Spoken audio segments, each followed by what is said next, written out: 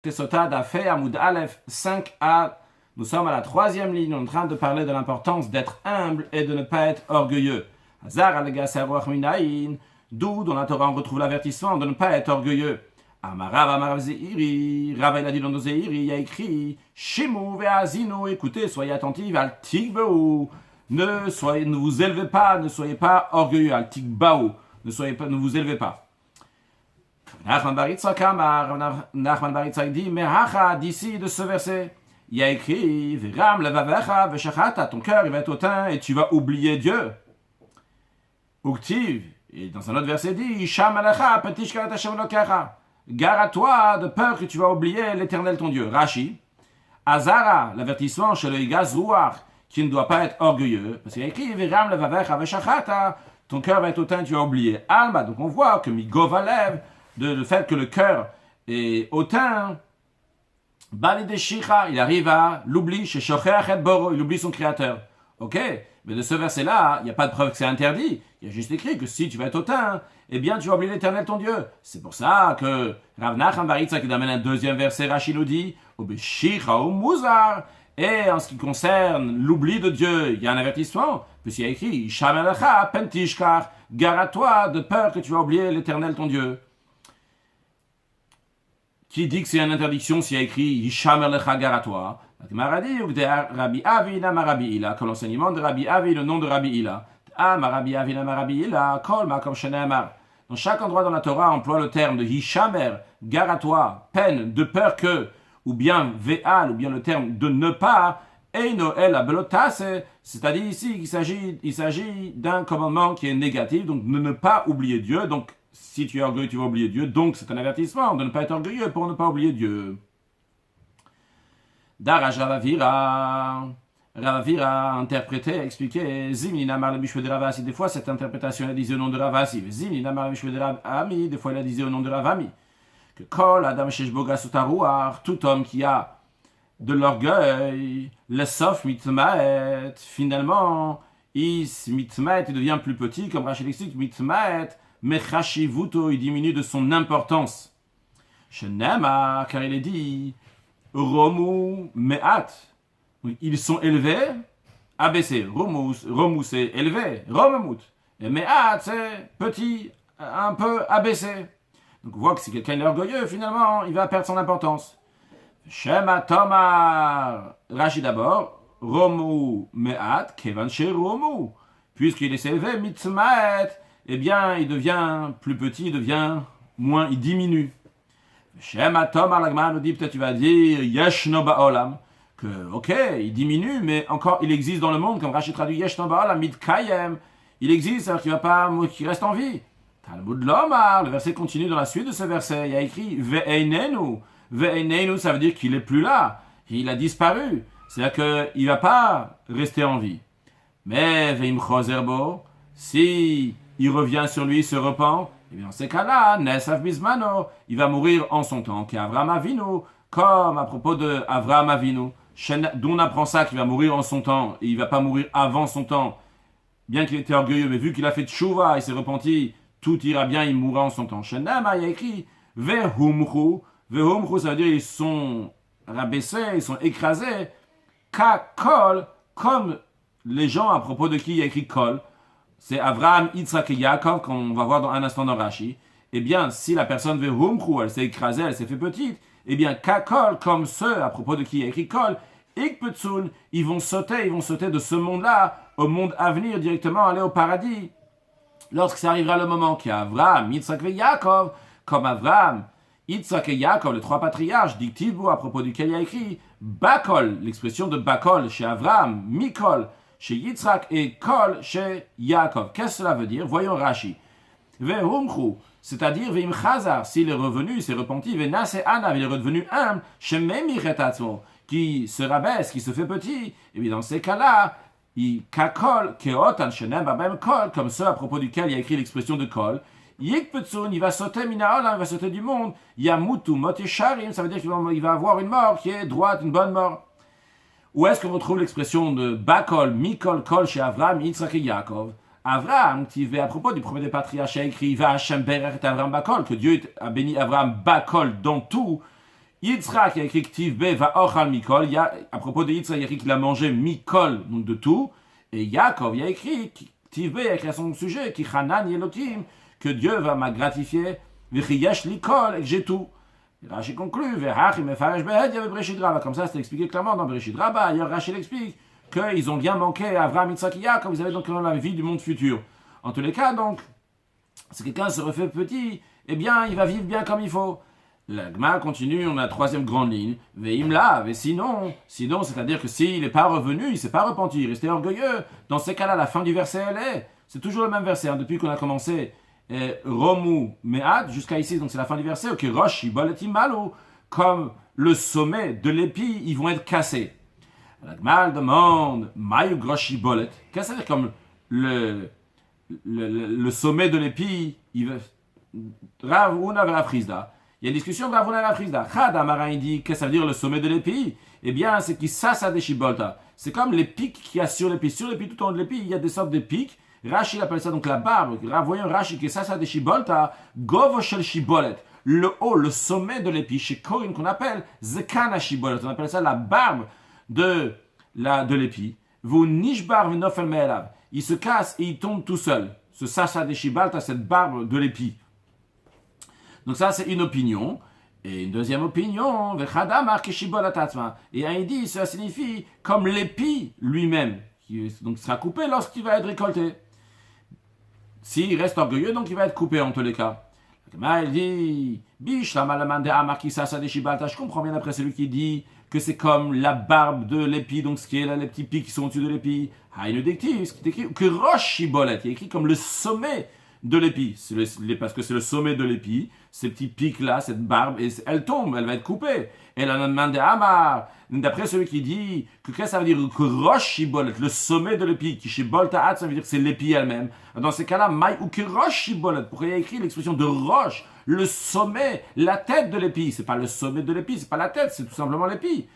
Amar Ravasi, il a dit, V'chentanat Rabbi Ishmael, ancien Rabbi Ishmael, Machale Adam, on donne un exemple d'un homme, Shenichnas et Sadeo, qui rentre dans son champ et il veut couper des épis de blé par lesquels il va commencer. Ça, Gvoa, Omelaket, ceux qui sont les plus hauts, il va les ramasser en premier. Rashi, Gvoa, Omelaket. Vehainu, c'est-à-dire donc que Rosh Shibolet Imalut. Donc ça, c'est l'expression du verset comme le sommet de l'épi, ils vont être coupés. Chez Rosha Niret le Malamechavote a vu que son sommet, le sommet de cet épi qui est plus haut que les autres, il est au-delà des autres, c'est pour ça qu'il va être coupé avant. Donc de même, pour l'orgueilleux. Il est écrit, Vedaka Oshval Ruach. Dieu il dit bien qu'il est très très haut, mais chez qui Dieu il vient résider? Il vient résider avec celui qui est Daka, qui est brisé, ou Shval Ruach, qui a l'esprit qui est humble. Alors Ravun et Rav Frizda, ils sont en discussion, Ravun et Rav Frizda, en ce qui concerne donc ce lien entre Dieu et celui qui est brisé et humble d'esprit. Chadamara il dit, Iti Daka, le Daka, celui qui est brisé, il vient avec moi. C'est-à-dire qu'en autre mot, que Dieu le prend et le met avec lui. Comme Rachid dit, Iti Daka, Ani Magbio, moi je l'élève, jusqu'à qu'il va résider chez moi. Vehainu, c'est ça l'explication qui dit, Eshkonet Daka, que je vais résider avec celui qui est brisé. Comment? C'est que lui, je l'amène vers moi. Celui qui est brisé, je l'amène vers moi, Dieu. Vechadamar, une autre interprétation, que Ani Daka, que moi je viens vers celui qui est brisé. Rashi aniedaka animakin shrinati etzlo. J'incline ma présence divine vers lui. Donc c'est moi, Dieu, qui vient vers lui. Et la Gemara dit, mistabra, c'est logique de dire que Mande Amar, comme l'opinion de ceux qui dit que aniedaka, que Dieu vient vers celui qui est brisé. Pourquoi? Où est-ce qu'on retrouve ça? Sharakadosh Baruch Inni akol arimukvot. Dieu il a mis de côté toutes les montagnes et toutes les collines qui était grande, belle, il a fait résider sa présence divine sur le mont Sinaï. Il n'a pas pris le mont Sinaï qui était petit et l'a amené vers l'eau. Lui, il est venu vers le mont Sinaï. Toujours un homme doit apprendre du comportement, de l'esprit de ce qu'il a acquis, de son créateur. Rashi ilmad adamidad kono le'eo. Qu'est-ce qu'il doit apprendre de Dieu? D'aimer la bassesse, la petitesse. D'où on trouve ça, car Dieu il a laissé il a mis de côté toutes les montagnes et toutes les collines dans lesquelles il voulait tous qu'on va donner la Torah sur eux, et ils sont tous même venus au mont Sinaï, ils sont déplacés au mont Sinaï pour que Dieu va leur donner la Torah sur eux, et pourtant Dieu les a laissés de côté, il les a pas pris à eux, Et qu'est-ce qu'il a pris? Il a pris Hisha Vehisha Shrina Torah Sinai, et il a fait mettre sa présence divine, donc le don de la Torah, sur le mont Sinaï, qui était petit, humble. Rashi, Kolarim Ugvot, toutes les montagnes et les collines. Kegon, comme par exemple, Tavor et Carmel, sont des montagnes, et la montagne de Tavor et la montagne de Carmel, chez Baoucham, que comme la Gemara explique ailleurs, que ces montagnes-là sont venues miraculeusement, ils sont venus au désert du Sinaï, pour que Dieu va donner la Torah sur eux. Qui dit-il, comme il est écrit, Lama Terazun, pourquoi vous pavanez-vous, Harim Gavnunim, les montagnes, qui des sommets majestueux, que vous êtes très très beaux, pourquoi vous pavanez alors que Akadosh Baruch Hu, il veut donner la Torah sur cette petite montagne, donc qui est le Har Sinai. Donc on voit qu'Akadosh Baruch Hu, c'est lui qui est venu vers le bas, vers le petit. Dans la parenthèse, c'est en parenthèse que dans la Girsa de En Yaakov, il n'y a pas cela. Akadosh Baruch Hu, il a laissé tous les beaux arbres et il a mis sa shrina, sa présence divine, dans le sel, dans le buisson, lorsqu'il est venu se dévoiler à Moshe Rabbeinu. Il aurait pu se dévoiler dans un bel arbre, dans un grand arbre, et qu'Akadosh Baruch Hu, il a choisi le buisson qui est petit, qui est piquant, pour se dévoiler là-bas à Moshe Rabbeinu dans la petitesse, dans l'humilité. Amar Rabbi Lazar a dit, Kol Adam Sheshboga Sotarouar, toute personne qui a de l'orgueil, Raou il est gado kaashera. Il mérite, il est apte, il faut le couper, comme, il faut le casser comme une ashera, un arbre d'idolâtrie. Rashi kaashera. Yegadea, il faut casser, Visharesh Acharea, déraciner kaashera, comme un arbre idolâtre qui s'appelle Ashera, chez Tsarir Gidou Acharea, qu'il faut le casser et le déraciner, qui dit-il, comme est écrit à propos de tous les idoles qui enterrent Israël, que vous allez détruire leur nom de ces idoles. D'où on apprend ça? D'où il apprend ça, Rabbi Lazar, cette comparaison entre celui qui est orgueilleux et celui qui a l'idolâtrie. Ktiv est écrit ici, Vera, mais à Komagdouin, à propos des ministres, des chefs, des généraux qui étaient avec Sancheriv, quand ils venaient faire la guerre contre Yerushalayim, avec le prophète Ishaïa dit, Vera me akoma, ceux qui sont hauts de stature, donc ces ministres-là, Gdouim, ils vont être coupés. Donc là-bas, on parle donc des orgueilleux. Uktiv hatam, il est écrit là-bas à propos de l'idolâtrie, Vacherem tegadeun, et leur arbre d'Ashera, d'idolâtrie, vous allez couper, vous allez déraciner. Amar Rabbi Lazar, encore un point que Rabbi Lazar a dit, Kol Adam Sheshboga Sotarouar, toute personne qui a de l'orgueil, En afaron nina, sa poussière va pas être secoué, va pas être remué. Qu'est-ce que cela veut dire? Rashi nous dit Ninar, Melkitz Bitriat Ametim, il va pas se relever lors de la résurrection des morts. D'où il apprend ça? Shenamar, il est dit Hakitz Uveranenu. Réveillez-vous et chantez, Shochne Afar, ceux qui résident poussière. Je n'ai pas traduit ceux qui résident dans la poussière, parce que la Gemara dit Shochne Be Afar Lonem, il n'y a pas écrit ceux qui résident dans la poussière. Et la Shochne Afar, il y a écrit et réside poussière. Qu'est-ce que ça veut dire? Qu'est-ce qu'il apprend de là? Mishena, c'est Shachen Afa Bechaya, celui qui était voisin à la poussière pendant sa vie, ça veut dire la personne qui était humble. Rashi, il explique, Shochne Bea Farlonem, il n'y a pas écrit ceux qui résident dans la poussière de l'Ishtama, que s'il y avait écrit ceux qui résident dans la poussière, ça aurait été sous-entendu, on aurait compris, Al-Kol Ametim, c'est tous les morts. Il n'y a pas écrit ça, mais il y a écrit Shochne Afar, dont on apprend Shachen le Afar, celui qui était voisin à la poussière, Mashpil Atzmo le Afar, qui se rabaisse à la poussière. Rabbi Lazar, encore un enseignement de Rabbi Lazar à propos de l'orgueil, Kol Adam Sheshboga Sotarouar, tout celui qui a de l'orgueil, Shrina Meyalelet Alav, la Shrina, la présence divine, pleure et se casse sur lui, se lamente pour lui. Shenemar, il dit dans les psaumes, Vegavoa Mimechak Yeda, celui qui est haut de loin, il va se casser pour lui, il va se briser pour lui. Qu'est-ce que cela veut dire? Voyons dans Rashi. D'abord, Rashi nous explique le mot meyalelet, ça veut dire mekonenet, que la shrina, la présence divine, se lamente pour cette personne qui est orgueilleuse. Comment on voit ça dans ce verset? Rashi nous explique le verset. Gavor mechak yeda. Tout d'abord, Rashi nous dit que Reshedika, le début de ce verset, il y a écrit Kiram Hashem, que Dieu il est haut, Veshafal ire, il voit celui qui est humble, qui est bas, Vegavoa, à la suite du verset, c'est Vegavoa, celui qui est haut. Alors Rashi nous explique. Vehagavoa, la personne qui est haute. La suite du verset, c'est Mimechak. De loin, Rashi nous explique qu'est-ce que ça veut dire de loin, Mikodem shetavolav puran utiamim rabim, bien avant que le châtiment va lui venir, des jours avant déjà. Et la suite du verset, c'est Yeda. Le mot Yeda, Rashi nous explique, ça veut dire Shrina, que la présence divine, mitonenet, se lamente ou mishtaberet alav, se casse pour lui, souffre pour cette personne-là. Donc ça, c'est l'explication de Yeda. Donc Rashi nous a dit, Vegavoa, la personne qui est orgueilleuse, Mimechak, depuis loin, déjà des jours avant, Yeda, la Shrina, va pleurer et va se lamenter pour lui. Maintenant, d'où on voit que le mot yeda veut dire casser. Rachid nous ramène 3 preuves, 3 exemples plutôt. Kemo va yeda al-menotav. Va yeda al-menotav là-bas, ça veut dire qu'il a fait souffrir, il a brisé les veuves des gens qu'il avait tués.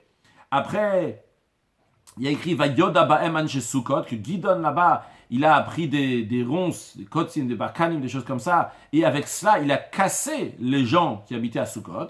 Et encore, 3e verset, Rachid nous ramène, il y a écrit Ivada, donc il va casser Kemevile Mala, comme ceux qui brandissent vers le haut. Donc Rachid nous dit que c'est l'expression de Yeda, Vayeda, Veyoda, Ivada, tout ça c'est Lashon Shaver, c'est dans l'expression de Shaver, de casser, de se briser, donc de se lamenter, d'avoir de la peine, de souffrir pour cette personne-là, donc qui est orgueilleuse.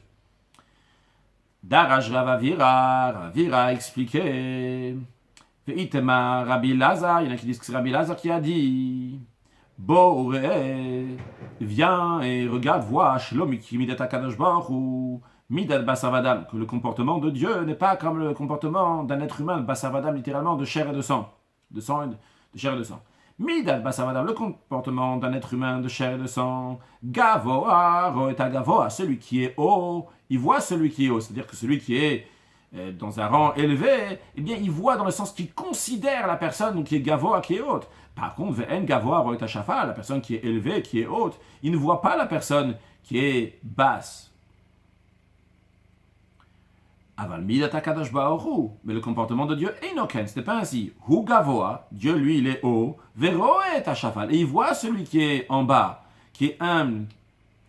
Shenema, comme il est dit, qui ram Hashem, Dieu il est haut, mais la suite c'est ve'shafalire, il voit celui qui est humble. Rashi, roe et à namour, comme ça il faut corriger ici, que Dieu voit celui qui est shafal, pardon. Donc il voit celui qui est shafal, celui qui est bas.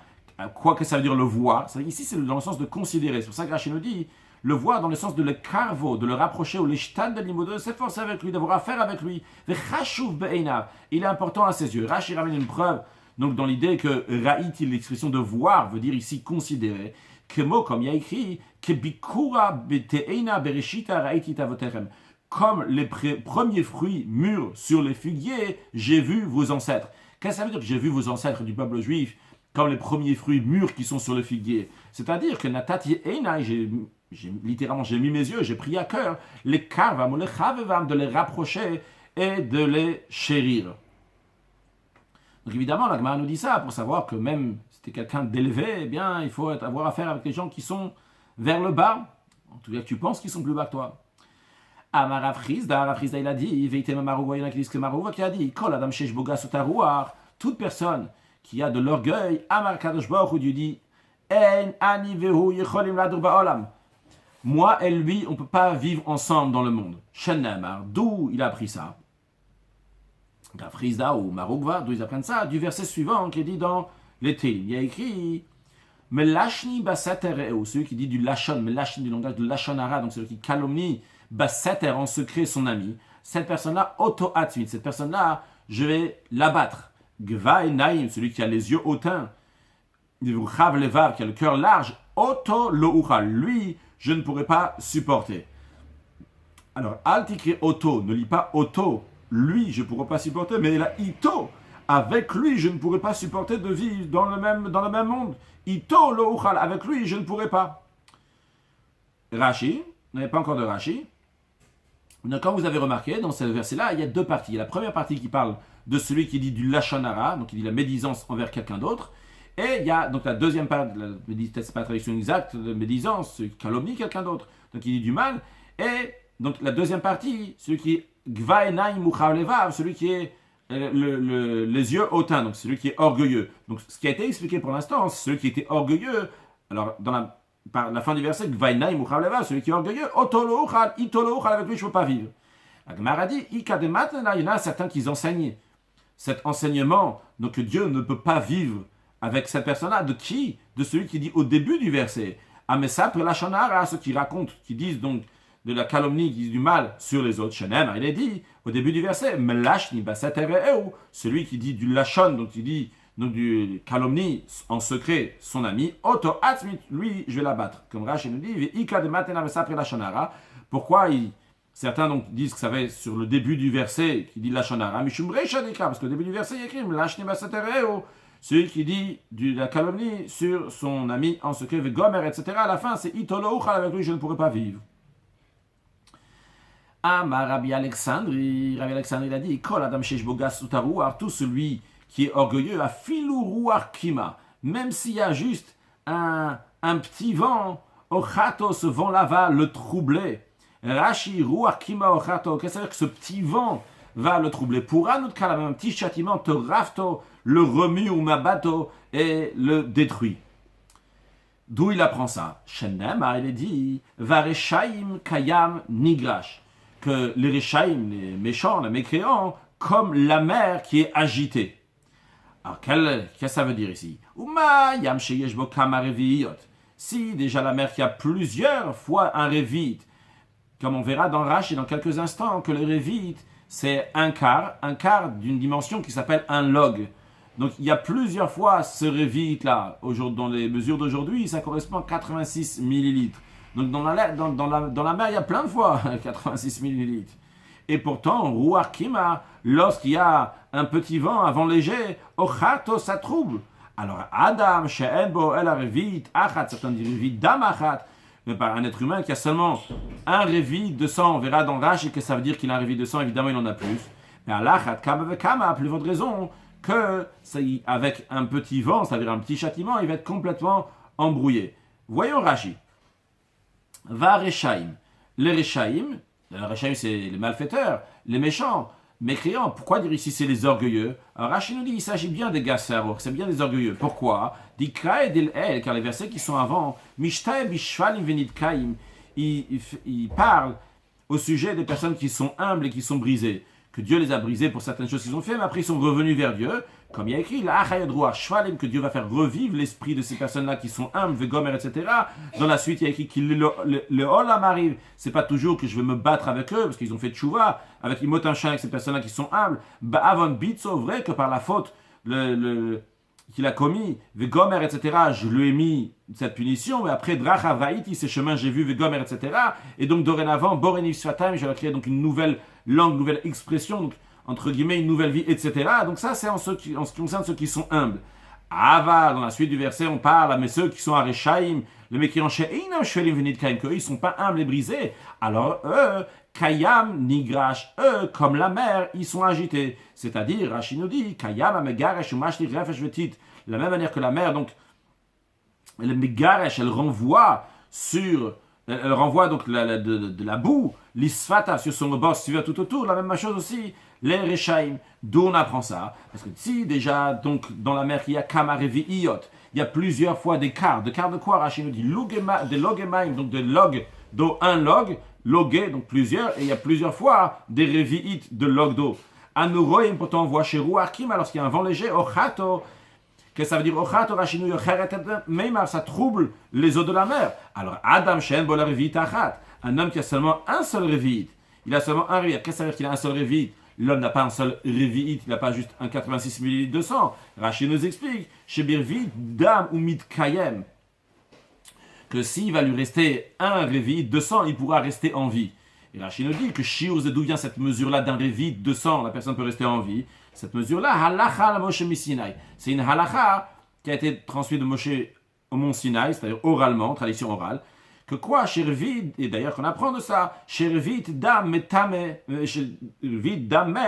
be'oel, que un revid 86 millilitres, donc un revid de log du sang d'un mort, rend impur dans la tente. De quoi s'agit-il? La Torah dit que si quelqu'un va se mettre sous le même toit dans lequel il y a un mort sous ce toit-là, la personne devient impure. Maintenant, imaginons qu'il n'y a pas un mort, mais il y a uniquement un revid de sang. Il y a 86 millilitres de sang qui se trouve sous le toit, et une personne se met sous le même toit, et bien cette personne-là aussi devient impure. Sur ça aussi, même sur un revid de sang qui se trouve sous un toit, le Karina Bey, on lit sur ça, s'applique sur cela, Alkol Nafshot Metlo Yaro, que sur les âmes d'un mort, il ne va pas se rendre impur, donc il s'agit d'un Kohen, mais en tout cas la notion, ça suffit même s'il y a un revid de sang qui va être bouleversé. Donc quand les commentaires disent en effet que tout le monde a un revid de sang, mais ceux qui c'est un rachat, donc il n'a pas la protection de la Torah ou d'autres protections, ce qui fait que même un petit vent, une petite punition, un petit châtiment va complètement le bouleverser.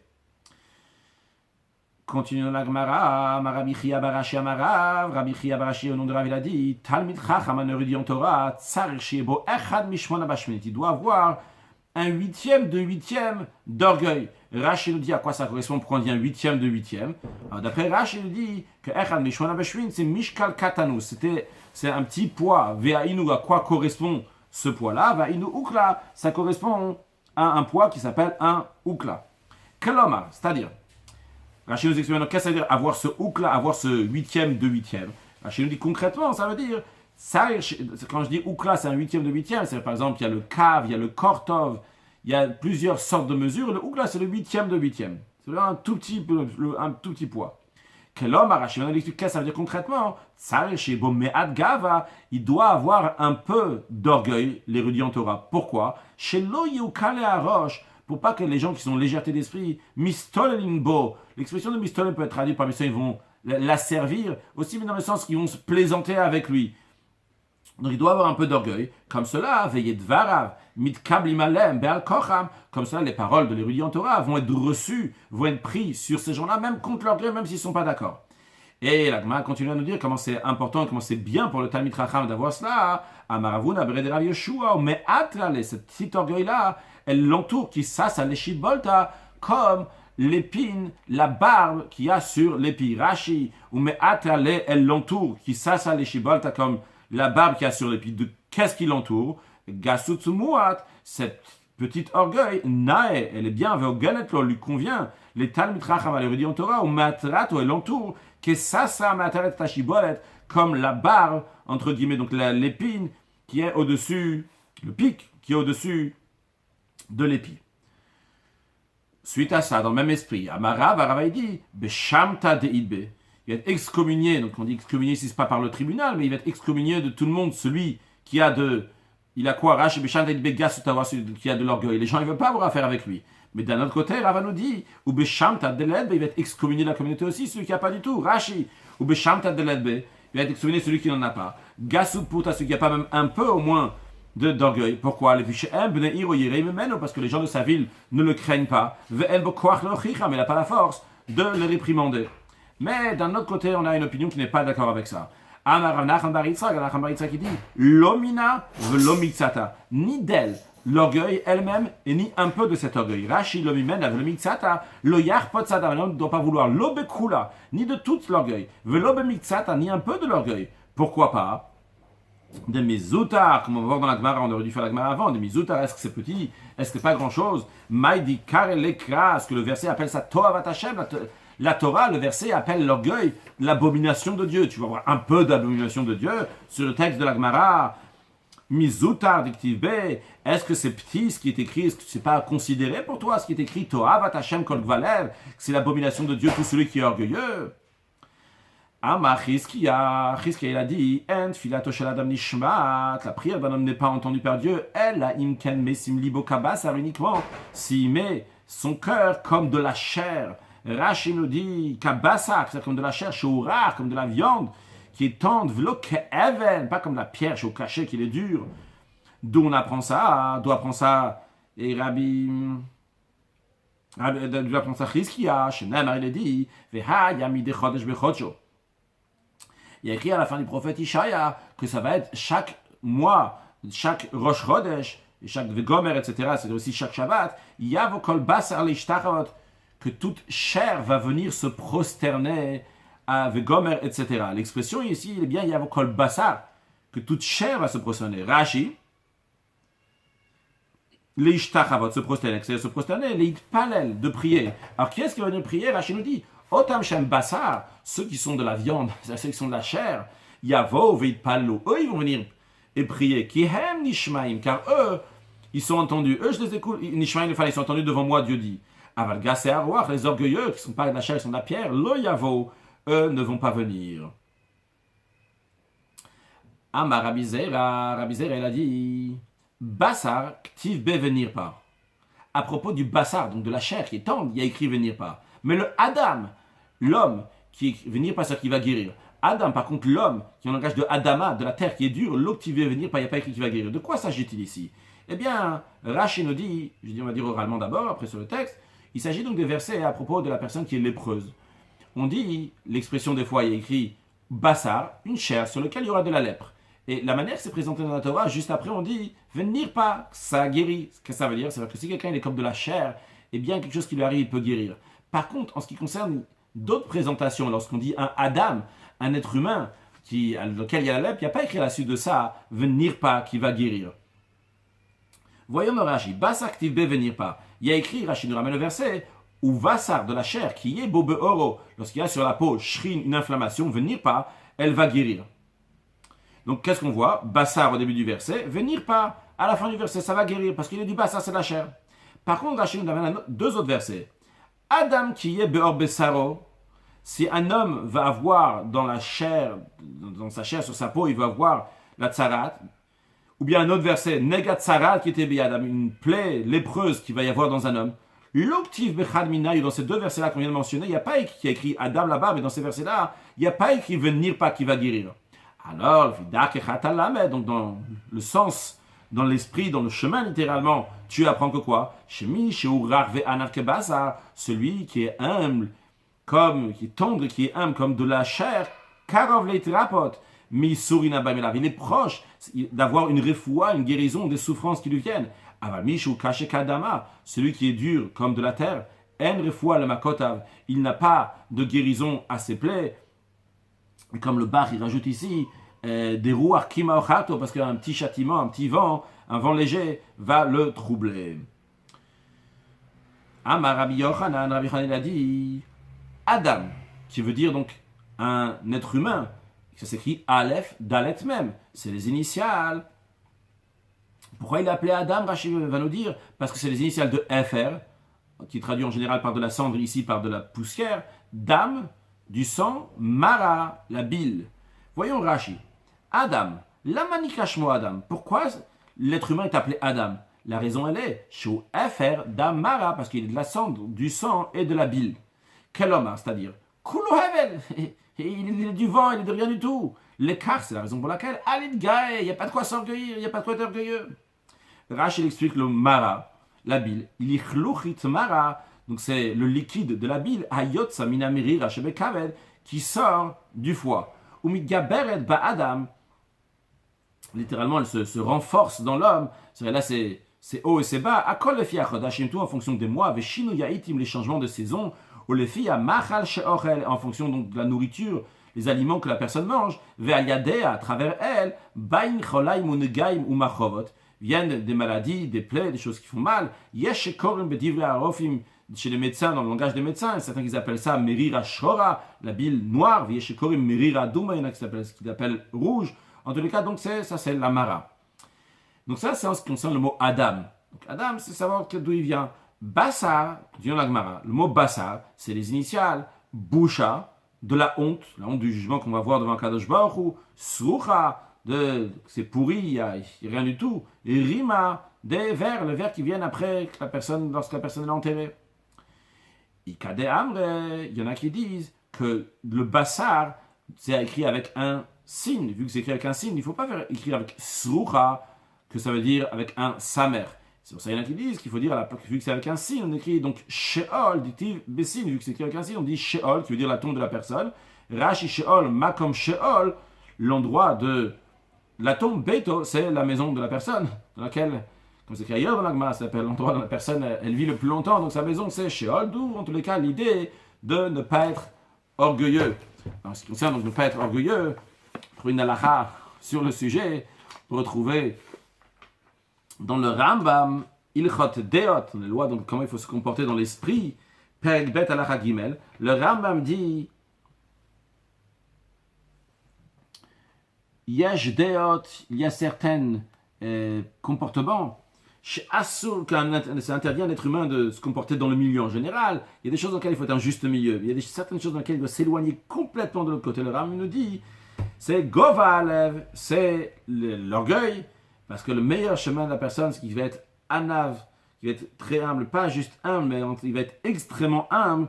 Comme d'ailleurs le Ram nous dit, c'est la raison pour laquelle à propos de Moshe Rabbeinu, il n'y a pas écrit juste qu'il était humble, il y a écrit Anav Me'od, c'est-à-dire qu'il était extrêmement humble. C'est dans ce sujet-là, il faut être très très humble, très petit, etc. etc. Pour le Rambam dit, encore le sage dit, Beshamta Madeidbe, ce qui est excommunié, celui qui va avoir de l'orgueil, même un petit peu, comme ça le Rambam présente les choses en tous les cas. Un sujet de Chassidut, dans la fin on aura bien un verset que lorsque Mashiach va venir, le prophète Ishaïa dit que ça va être chaque mois, chaque Rosh Chodesh et chaque Shabbat que Kol Basar toute chair va venir se présenter devant Akadosh Baruch Hu. On sait que jusqu'à présent, dans le premier et deuxième temple, la mitzvah était de se présenter chez Dieu 3 fois par an, à Pesach, Shavuot et Sukkot. Les hommes devaient se présenter. D'ailleurs, il n'y a pas écrit Kol Basar là-bas, c'est les hommes. Là, ici, c'est Kol Basar. Voir, c'est discuté dans le Midrash, est-ce qu'il s'agit même des Goïm. Mais en tous les cas, on sait que 3 fois par an, il fallait aller. Quand Mashiach va venir, ça va être chaque Rosh Chodesh et chaque Shabbat se présenter dans le Beth Hamikdash. Quelle est la raison de cela? Lorsqu'on allait dans le temple, eh bien, on voyait une lumière divine qui avait là-bas. On n'allait pas juste comme ça. Il y a écrit l'expression de Re'iyah, Olad Re'iyah, Yerae Kol Srucha, l'expression de Re'iyah, de voir. Parce que nous aussi, on voyait la divinité, on voyait Akadosh Baruch Hu, parce qu'il y avait un grand dévoilement divin en général, et particulièrement lorsque c'était les jours de fête. Aujourd'hui aussi, il y a une particularité lorsqu'il y a un jour de Shabbat, lorsqu'il y a un jour de Rosh Chodesh. Il y a une élévation. Jusqu'à aujourd'hui, on ne la voit pas. Lorsque Mashiach va venir, en plus du fait qu'on va la voir, mais en plus de ça, le Rosh Chodesh et le Shabbat vont avoir une élévation qui est beaucoup plus grande. C'est pour ça qu'il y a écrit Midi Chodesh Bechodsho. Le Chodesh dans le Chodesh est un niveau encore plus haut du Chodesh. Beshabbat Beshabbato, un niveau encore plus haut. Et c'est pour cela donc il y aura un dévoilement divin qui est encore plus haut. Donc on ira pour recevoir ce grand dévoilement divin. Lorsque Mashiach va venir, qu'il y aura déjà un dévoilement divin dans le monde entier, comme le prophète Ishaïa dit, que lorsque Mashiach va venir, Veniglag Vod Hashem, que l'honneur du Dieu va se révéler, Vera Kol Basaya, donc que toute chair va voir, qui pi Hashem Diber, que c'est la parole de Dieu qui a parlé avec la venue de Mashiach. Now, excellente journée.